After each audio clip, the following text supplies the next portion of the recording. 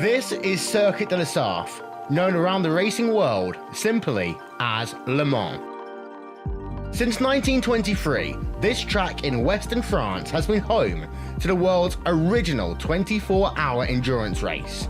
Coupled with the likes of the legendary Indianapolis 500 and the Monaco Grand Prix, the 24 Hours of Le Mans is widely regarded as the world's most prestigious endurance race, and it forms a part of motorsport's Treble Crown. The first race was held on the outskirts of Le Mans back in 1906 and was called the French Grand Prix, the first Grand Prix of its kind. It was run on public roads, with one lap of the circuit stretching just over 103 kilometers. Then, in 1922, the secretary of the AECO, Georges Durand, was given 100,000 francs to facilitate and devise a new race for the region.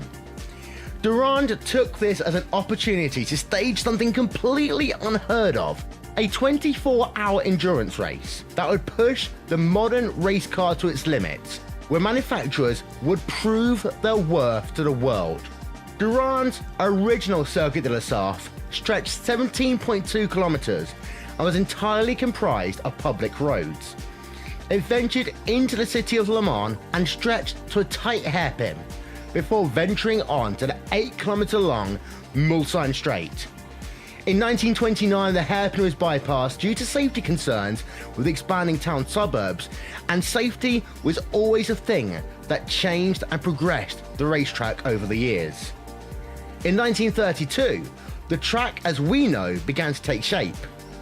That was prompted by the construction of a new 1.5-kilometer bypass running from the start-finish area to the new entrance of the Mulsanne Straight, the now infamous Tête Rouge corner.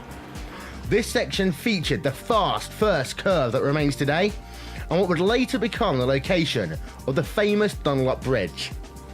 Now, back in 1923, it was a field of 33 drivers that competed in the inaugural event, and their average speed, 57 miles an hour.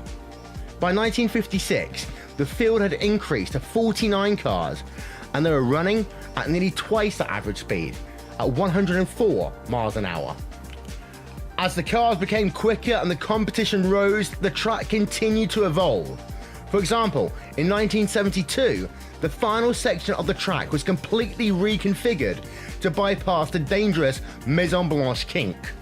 This included the addition of the Porsche curves and the revised Ford chicanes to slow the cars on the run from Annage corner to the start-finish line. These features remain today. One of the then traditional aspects of the race was the Le Mans start. Drivers would stand across to the track where the cars were parked, and then at the drop of the French tricolor, they ran to their car, climbed in, fired the engine, engaged first gear, and pulled away in a cloud of exhaust and burned rubber. Not surprisingly, this was discontinued for safety reasons, as drivers would either rush to buckle their seatbelts, or they didn't even bother buckling them at all. Dan Gurney, who together with AJ Foyt won the 1967 race, famously recounted using his knees to steer his Ford GT Mark II on their opening lap at speeds well above 200 miles an hour whilst he fastened his seatbelt. Since 1971, Le Mans has reverted to the more traditional rolling start used throughout endurance racing today.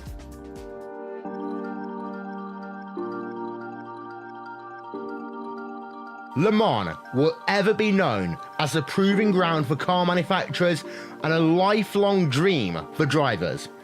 It continues to rank as the pinnacle of endurance racing that inspires similar races to take shape around the world. Things like the 24 Hours of the Nürburgring, or the 24 Hours of Spa, or the Rolex 24 at Daytona. But there will only ever be one Le Mans.